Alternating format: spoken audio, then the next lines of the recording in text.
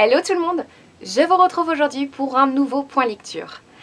La fois dernière, je vous laissais avec mes 4 lectures que j'avais effectuées fin décembre 2016 et cette fois-ci, depuis donc ce fin décembre 2016, j'ai lu 10 livres.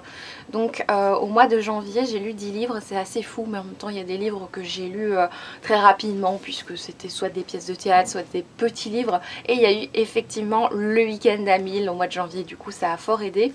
Et du coup, je vous ai demandé sur Twitter ce que vous préfériez, si vous préfériez que je vous fasse une très longue vidéo d'une heure avec toutes mes 10 dernières lectures, ou si je scinde la vidéo où je parle un petit peu moins des livres. Et du coup, je vous ai écouté et je vais vous présenter 7 livres que j'ai lus au mois de janvier. Et donc dans le prochain point lecture, je vous parlerai de mes autres lectures du mois de janvier et de celles que j'aurai faites au mois de février.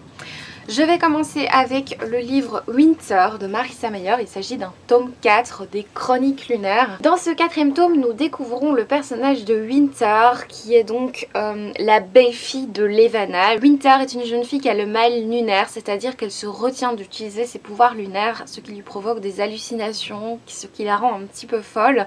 Winter est un personnage très attachant, c'est vraiment le personnage que j'ai préféré de toute cette saga. Ce que j'aime dans cette saga, c'est que quand on découvre un personnage, un nouveau personnage dans un tome, on suit encore les autres. Donc ici dans ce 4e tome, on suit tous les personnages qu'on a rencontrés dans le tome 1, 2 et 3 et nous découvrons Winter. Encore une fois, j'ai trouvé l'univers très construit, très complet, j'ai beaucoup aimé. Les personnages sont à nouveau très touchants. J'ai vraiment une préférence pour le personnage de Winter. J'ai vraiment ressenti de l'affection pour ce personnage et peut-être que je n'avais pas autant d'affection pour les autres personnages, et dès que j'ai retrouvé Winter, j'étais vraiment heureuse parce que c'est un personnage qui atteint d'une grande folie et ça m'a vraiment touchée, la manière dont l'auteur a exploité la folie. J'ai pas retrouvé autant d'humour que dans les autres tomes, c'est vrai que le thème ici est un petit peu plus sombre, on avait quand même pas mal d'humour, je me souviens de m'être quand même bien marrée dans le tome 2 surtout et le tome 3.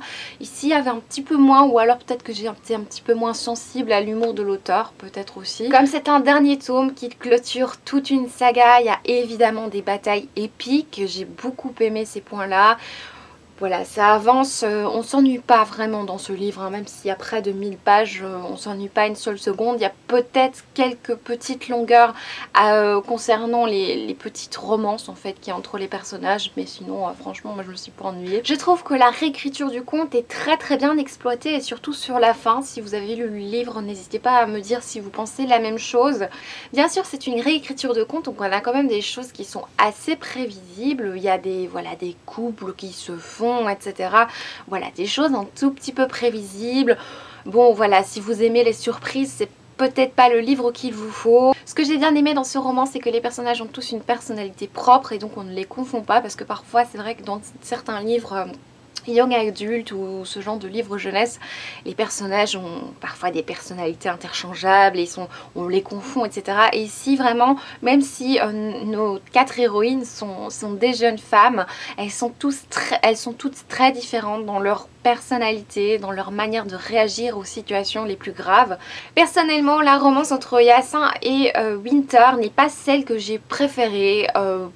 Voilà, j'étais pas forcément fan du personnage de Hyacin. Le personnage de Levana est toujours aussi méchant, c'est peut-être un tout petit peu manichéen dans ce livre parce que Levana est vraiment ultra méchante, mais c'est vrai qu'en même temps c'est une réécriture de conte, donc c'est logique que le méchant soit si méchant, hein. Pour résumer, c'est un 4e tome que j'ai beaucoup aimé, j'ai adoré retrouver les personnages, j'avais oublié quelques petites choses malheureusement après un an, et c'est vrai que je regrette d'avoir attendu autant de temps avant de me plonger dans le 4e livre, donc c'est vraiment une leçon que je vais prendre là parce que je me dis la prochaine fois j'essaie de relire peut-être le tome 1, 2, 3 quand je continuerai une saga, parce que mettre trop de temps entre un 3e et un 4e tome, ça enlève un petit peu la magie que j'avais ressentie lors des 3 premiers tomes.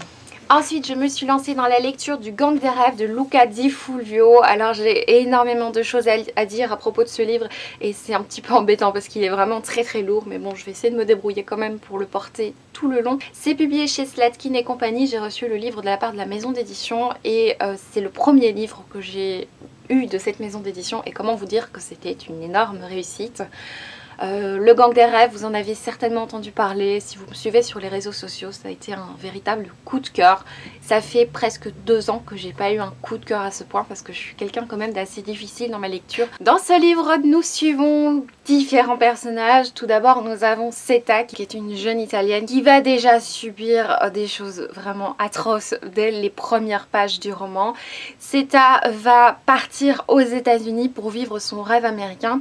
Il va donner naissance à un petit garçon du nom de Christmas. Dans ce roman, c'est Christmas qui est au centre de l'histoire.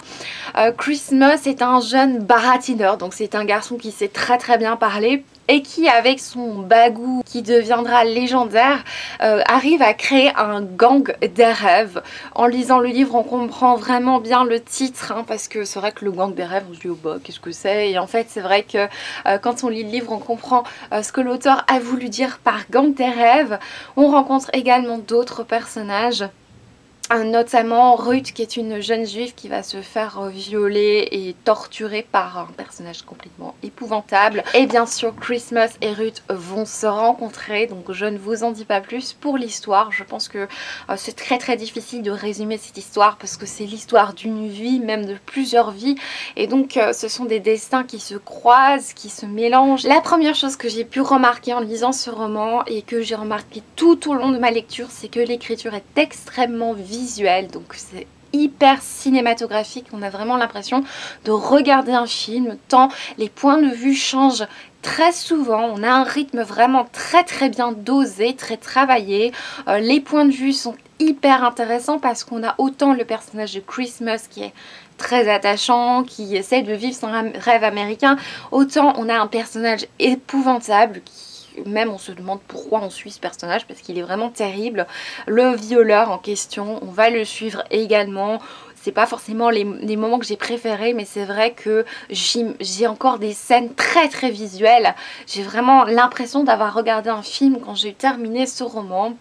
Je sais que je ne suis pas la seule à avoir pensé ça. Même si on n'a pas de très longue description des personnages, on sait très bien se les imaginer, les voir bouger. Ils ont beaucoup de substance, ces personnages. Alors oui, donc je vous parle des personnages. Les personnages sont brillants, sont touchants, du plus vil au plus merveilleux. J'ai énormément aimé un personnage qui s'appelle Sal, qui est un personnage très laid, qui est très brusque, mais qui cache une profonde sensibilité, mais qu'on ne voit que très peu. Mais quand on la voit, c'est vraiment très touchant. Je vais pas vous décrire tous les personnages, je vous en ai vaguement parlé dans une critique. En fait, je vous ai fait une chronique sur ce livre que je vous mets en barre d'informations parce que je pense que ma chronique sera un petit peu plus longue que cet avis ici que je vous fais en vidéo. Et du coup, voilà, on a vraiment une brochette de personnages hauts en couleur, des personnages vivants qu'on s'imagine, auxquels on pense. Moi, je pense encore maintenant, après avoir lu ma lecture, je sais très bien qui est qui, ce qui est très rare hein, quand je lis un livre. Même s'il y a beaucoup de drames, beaucoup de choses très sombres, on assiste quand même à des viols, à des violences, à des scènes assez trash avec le personnage de Bill.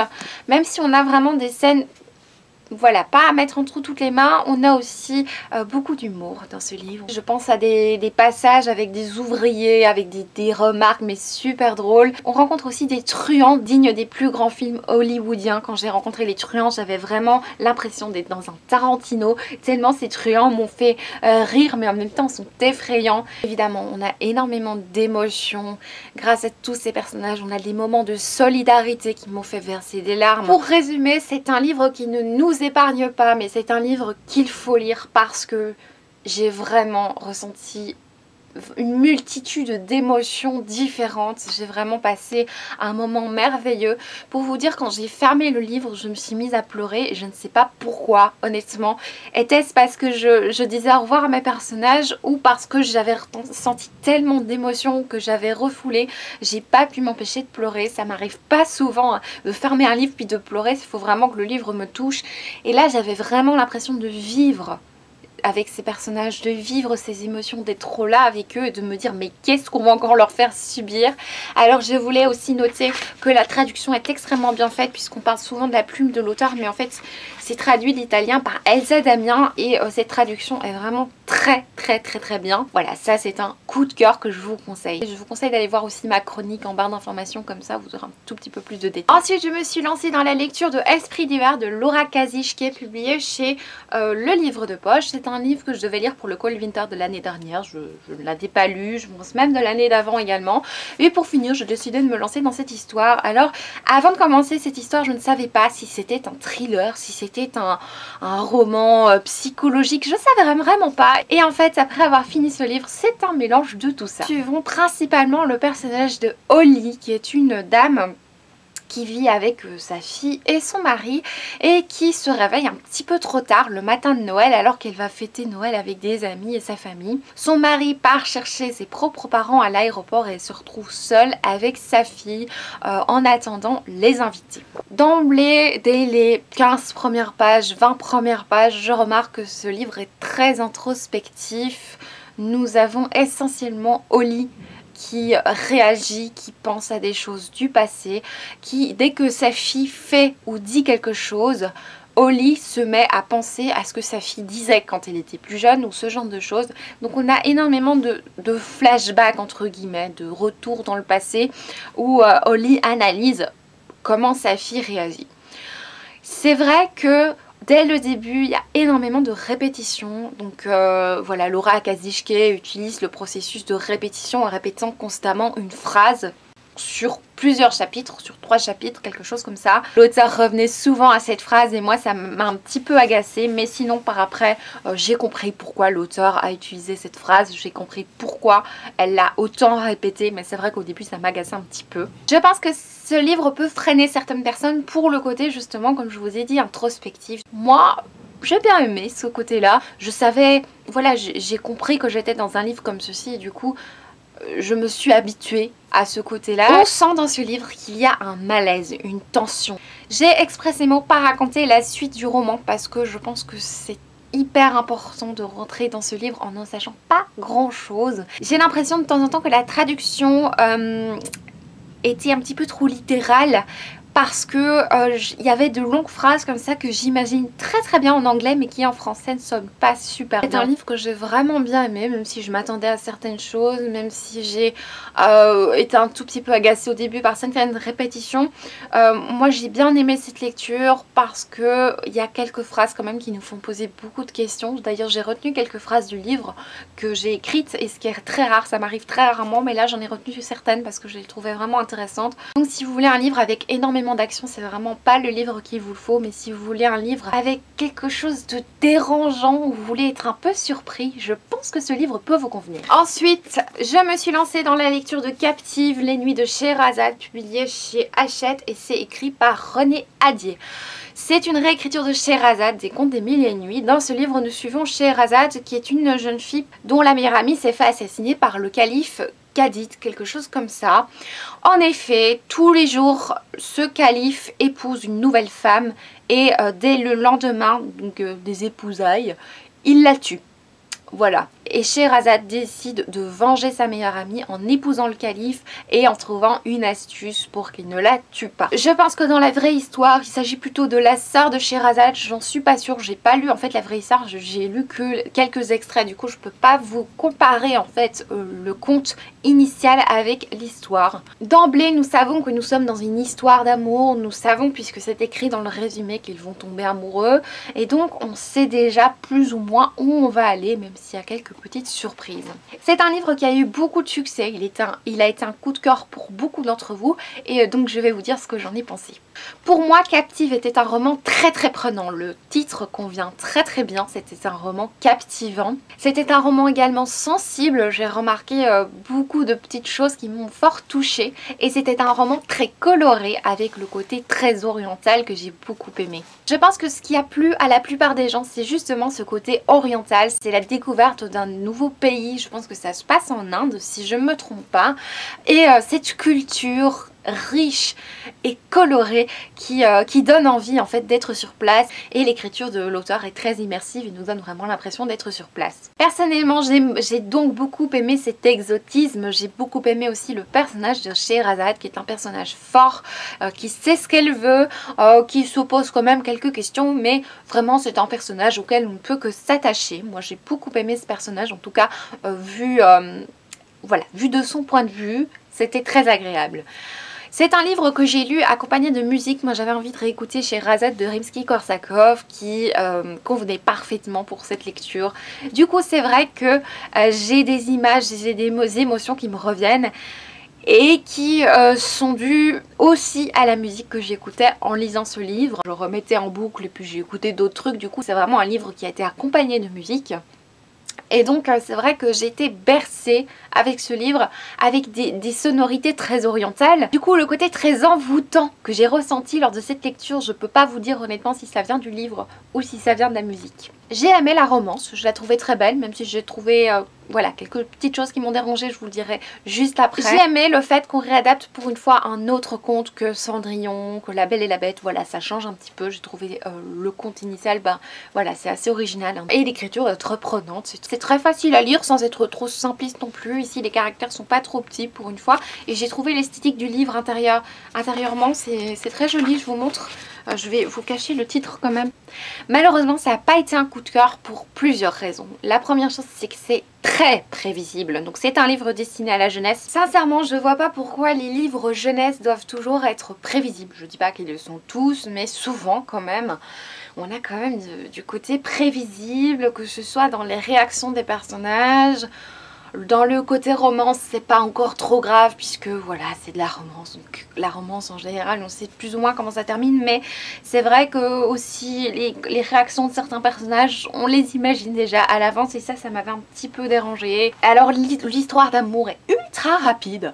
On est sur des personnages qui vont tomber amoureux. La quatrième de couverture nous prévient, on sait qu'ils vont tomber amoureux, mais on est quand même sur des personnages très différents qui se rencontrent et qui, tout d'un coup, il y en a un des deux qui change et qui ressent des sentiments. Ce genre de choses peuvent arriver, mais je trouve que c'était trop choquant par rapport au personnage de départ, par rapport à sa personnalité en fait. Et du coup, on voit pas l'évolution progressive de ses sentiments. Les sentiments vont quand même très très vite. Et on a un triangle amoureux. Voilà, c'est pas un triangle amoureux à proprement parler avec les sentiments de l'un puis de l'autre puis de l'un, non, mais il y en a un qui est amoureux de Scheherazade et ce personnage je l'ai pas du tout aimé parce que déjà il est fou de Scheherazade et Scheherazade est complètement vénérée et je déteste la vénération dans les romans, c'est vraiment quelque chose que je ne supporte pas, une vénération pour un personnage. Tous les hommes la trouvent merveilleuse alors qu'elle a quand même des défauts. Quand je la suis et que c'est elle qui parle, j'ai pas de soucis. Quand c'est un autre homme qui parle d'elle, ça m'a vraiment agacée. Surtout quand c'est Tariq qui est complètement amoureux de cette fille. Voilà, c'est pas très crédible en fait tout simplement, hein. Cette fille qui est complètement vénérée, qui est merveilleuse dans les yeux de tout le monde, ça m'a un peu agacée. Pour résumer, c'est un livre que j'ai trouvé vraiment très captivant comme l'indique le titre, c'est très coloré, c'est très immersif, il a beaucoup de bonnes qualités ce livre, mais il est quand même assez prévisible et j'ai été dérangée par le côté très rapide et pas très crédible des sentiments qui se développent entre les personnages. C'est un premier tome aussi, j'étais un petit peu déçue de voir que c'était pas terminé. On a un côté un peu surnaturel qui semble arriver dans ce livre. Enfin dès le début on sent qu'il y a un truc surnaturel qui arrive petit à petit, qui aura peut-être son importance pour la suite. Je suis pas sûre sincèrement d'avoir envie de lire la suite, sauf si on me dit qu'il y a des choses de folie qui arrivent ou vraiment quelque chose de surprenant, mais je suis pas sûre d'avoir envie de lire la suite. Voilà pour cette lecture. Ensuite je me suis lancée dans Le jeu de l'amour et du hasard de Marivaux. C'est un livre que je devais lire pour les cours et c'est un livre que je connaissais déjà puisque quand j'étais plus jeune j'ai pu aller le voir au théâtre. C'est donc une jeune femme qui est destinée à un jeune homme et parce qu'elle a peur de ne pas lui convenir, elle demande à son père la possibilité d'échanger de place avec sa gouvernante. Du coup, Sylvia, notre héroïne, va se faire passer pour Lisette, la servante, si j'ai pas oublié les noms, et vice versa. Du coup, Lisette va se faire passer pour Sylvia et pouvoir un petit peu observer son futur époux. Mais Il se fait que le futur époux a la même idée et du coup ce cher Dorante a aussi peur un petit peu d'épouser quelqu'un qu'il ne connaît pas. Du coup il demande d'échanger sa place avec son suivant, avec son serviteur. Et du coup bah, évidemment vont s'en suivre des imbroglios, des incompréhensions. Évidemment c'est du Marivaux, du coup les personnages vont se retrouver. On a du badinage, des mots d'amour, etc. d'époque. J'ai trouvé ça très sympathique.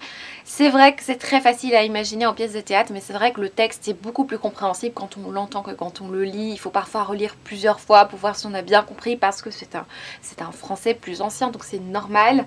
Moi j'ai bien aimé, j'aime bien Marivaux. J'avais eu l'occasion de lire La vie de Marianne notamment, que j'avais beaucoup aimé. Je préfère honnêtement, sincèrement, La vie de Marianne, mais bon, voilà, c'est distrayant, c'est vraiment quelque chose que je préfère regarder au théâtre plutôt que le lire, mais bon voilà, il se faisait que je devais le lire. Du coup, voilà, c'est une lecture que j'ai quand même pas mal aimée. Ensuite, je me suis lancée dans la lecture de Métamorphose d'Erika Duflo, tome 1 Exhorte, c'est publié chez Kenes Éditions. C'est un livre destiné à la jeunesse, je le précise quand même parce que parfois c'est vrai que j'oublie de le préciser. C'est un livre qui nous raconte l'histoire d'une jeune fille qui ne vit pas très bien la mort de sa maman et qui a des réactions un petit peu virulentes, qui sort facilement, qui fait beaucoup de bêtises et du coup son père en a un petit peu marre et décide de l'envoyer en internat. Mais cette fille aussi vit quelque chose d'assez étrange puisque dans son dos elle a des boursouflures qui la démangent, des choses et elle a des maux de tête, elle a beaucoup de mal à dormir, elle a vraiment de gros problèmes cette fille et elle subit petit à petit tout au long du livre une métamorphose. Voilà pourquoi le titre se nomme Métamorphose. Elle a donc sur son dos quelque chose qui se transforme et petit à petit elle souffre de plus en plus de ces transformations. Et du coup ça influence son caractère, ses émotions, etc. Et elle va jusqu'à se demander si elle n'a pas des pouvoirs parce que la nuit elle commence à voir. C'est un livre que j'ai beaucoup aimé. Parce que dès le départ je savais que c'était un livre destiné à la jeunesse. Du coup le style est très très simple, très accessible. Un petit peu à la Twilight mais en mieux écrit honnêtement. Bon, Twilight est une traduction. Et donc c'est un livre fantastique, donc on est dans un monde réel et petit à petit des choses fantastiques vont arriver. Donc j'ai beaucoup aimé notre héroïne qui est forte et qui ne pleure pas toutes les minutes. Elle reste crédible pour ses 16 ans, donc c'est une jeune fille qui essaie de faire un petit peu la bad girl, surtout au début du livre, mais on sent qu'elle a une grande souffrance en elle et c'est vraiment, elle est très adolescente, donc elle souffre en même temps de cette adolescence et de tout ce qu'elle subit, mais en même temps c'est une fille forte et ça j'ai beaucoup aimé. Comme je vous l'ai dit, le suspense c'est constant, on se demande toujours qu'est-ce que c'est que ces transformations. J'ai bien aimé d'attendre aussi longtemps avant d'avoir une révélation parce que c'est vrai que parfois, notamment dans Twilight, il me semblait, on avait la révélation mais au milieu là, voilà, on savait très vite que le Pei était un vampire et là on attend la fin avant de savoir en quoi elle se change. Et j'ai trouvé la révélation assez sympa. La métamorphose, c'est vraiment la chose qui m'a le plus intriguée dans ce livre, plus que la romance. Plus que la romance dont je vous parlerai juste après. La métamorphose était vraiment très crédible, très bien faite. J'ai beaucoup aimé ce côté-là. L'écriture, comme je vous l'ai dit, est extrêmement simple et c'est vrai que par moments, je regrette qu'on ne s'attarde pas trop sur les sentiments de notre héroïne. Alors souvent, ça me saoule, hein, ce genre de choses, qu'on s'attarde sur ses pleurs, etc. Mais parfois, quand elle ressent des émotions fortes, on passe vite dessus et du coup, on n'a pas le temps. On les ressent, ces émotions, on les comprend, mais on ne les vit pas réellement. Et ça, j'ai un petit peu regretté dans ce livre. Voilà, son père lui manque, elle veut lui parler mais on sent qu'elle en souffre et on ne le vit pas parce que l'auteur ne prend pas beaucoup de temps pour écrire ces émotions là. En même temps il y a beaucoup de choses à expliquer donc je comprends, mais moi j'aurais mieux aimé qu'on approfondisse un petit peu ce côté là. Malgré l'originalité de certaines choses, j'ai pas trop aimé le personnage masculin. C'est pas un personnage qui m'a plu, c'est un personnage un petit peu matu vu qui m'a pas fort plus. Les choses vont un petit peu vite, parfois c'est pas toujours crédible, surtout sur la fin, ça va très très vite, on n'a pas trop le temps de ressentir et de se poser pour se dire ok il se passe ça. Il y a quelques petits clichés, des petites choses comme ça, notamment le gage ou vérité. Heureusement ce dernier se termine d'une manière que j'ai beaucoup aimé, mais c'est vrai que le gage ou vérité c'est pas forcément la chose qui me plaît le plus dans les livres. Mais sinon bah voilà, j'ai le tome 2 hein, qui m'attend, donc c'est que j'ai beaucoup aimé cette lecture, donc malgré les petits défauts j'ai vraiment été happée par ce récit. Je vais terminer en disant 2-3 mots sur pour Manon Lescaut de Prévost. Donc c'est un livre que j'ai également lu pour mes courses. C'est un livre que j'avais déjà lu quand j'étais plus jeune. En tout cas, j'avais lu quelques passages puisque j'avais pu réciter quelques extraits. Du coup, je connaissais l'histoire. J'avais oublié que Manon Lescaut était tabaffée à ce point puisque j'ai pas du tout aimé ce personnage de Manon Lescaut. C'est une histoire racontée par quelqu'un qui raconte à quelqu'un et du coup on va pas trop dans les détails. Et ce qui est important, c'est que voilà, c'est cet amour infini de Grieux pour Manon qui va tout faire pour être avec elle, et même quand ça va pas, il va tout faire pour que ça aille. À chaque fois il y aura des grosses catastrophes, puis ça va revenir à la normale, puis de nouveau des grosses catastrophes, il va devoir demander de l'aide à plein d'amis. Voilà, c'est une épopée un petit peu, hein, une histoire folle de ce chevalier de Grieux qui est amoureux fou de cette fille qui est un petit peu égocentrique, hein, soyons honnêtes. Voilà, c'est un livre qui laisse quelques petits messages, surtout sur la fin, même si moi je n'ai pas forcément adoré parce que c'est vrai que on s'attache pas au personnage, c'est pas forcément le but je pense, mais c'est surtout le personnage masculin, c'est un personnage qui est très peu reconnaissant. Il y a beaucoup de gens qui l'aident, qui lui apportent leur aide, et lui je trouve qu'il est très peu reconnaissant, et moi la reconnaissance c'est quelque chose auquel j'apporte de l'importance, autant dans la vie que dans un livre, et dès qu'on va l'aider, il va à peine dire merci, c'est bon, c'est normal, tu es mon ami, et moi ça m'avait un petit peu dérangé dans ce livre, mais bon voilà, c'est comme ça. Donc je vous le conseille si vous avez envie de lire un livre de ce genre. Voilà pour l'update lecture, je vous ai présenté mes 7 dernières lectures. Maintenant je vais passer au tirage de la book jar. Donc le mois de janvier je devais lire un des 3 livres que j'ai pioché, et j'ai choisi Samantha Young, un livre qui s'appelait Dublin Street. C'est un livre que je suis toujours en train de lire, donc je suis contente parce que j'arrive à lire les livres que je dois piocher. Et ici je vais piocher 3 livres dans ma book jar qui contient tous les livres que j'ai dans ma pile à lire, que je dois lire. Je dois en lire un des 3. Ça me permet de sortir des livres de ma pile à lire qui sont parfois depuis des années. Donc voilà, on va y aller. Premier livre, c'est le manga de Jane Austen. C'est le manga Orgueil et Préjugés. Comment vous dire que c'est peut-être celui que je vais choisir. On va quand même piocher le reste. Partial de Dan Wells. Tome 1, un livre que je n'ai jamais lu et qui est un livre dystopique il me semble. Et alors un livre qui s'appelle Amy et Isabelle d'Elizabeth Strout. C'est un livre que j'ai lu quand j'étais très jeune et il me semble que j'avais bien aimé, mais je ne sais pas. Donc voilà, je vais lire un de ces 3 livres durant le mois de février. Peut-être même 2, je ne sais pas, on verra. En tout cas si j'en lis un c'est déjà très bien. Et alors je vais piocher dans une autre book jar que je me suis créée. Là c'est pas une book jar que je vais piocher tous les mois parce que il s'agit des livres que je veux lire absolument en 2017. Je vous mets l'article en barre d'infos. Ce sont des livres que je veux lire parce que je veux les lire absolument en 2017, ou parce que je les ai toujours pas lus et que c'est un peu la honte, voilà. Et donc j'en ai mis je pense 15 ou 17 dans cette book jar, et du coup j'ai envie d'en piocher un. Pour le moment j'ai envie d'en piocher un, et donc c'est une book jar que je vais utiliser de temps en temps sporadiquement durant le mois. Si je le lis tout de suite, ben je repioche, je vais essayer de tous les lire, hein, ce serait bien. Et donc le premier que je dois lire c'est Juste une ombre de Karen Gibel. Ça tombe bien, donc je dois pas forcément le lire au mois de février, mais je dois le lire. Voilà, prochainement. Bah ça tombe bien parce que j'ai pas encore lu de Karen Gibel, qu'il est dans ma pile à lire pour l'hiver, donc c'est parfait. Voilà, c'est tout pour cette vidéo, j'espère qu'elle vous aura plu. Donc là vous aurez eu 3 vidéos livres d'affilée. La prochaine sera plutôt une vidéo beauté, mais vous aurez bientôt une ouverture de swap de livres avec des unboxings. Et voilà, je vous souhaite à tous de très bonnes lectures. N'hésitez pas à me dire en commentaire si vous avez lu des livres que j'ai présentés, et n'hésitez pas aussi à participer à la lecture commune de février qui est consacrée à L'Alchimiste de Paulo Coelho, et n'oubliez pas de voter pour la lecture commune de mars. Ciao!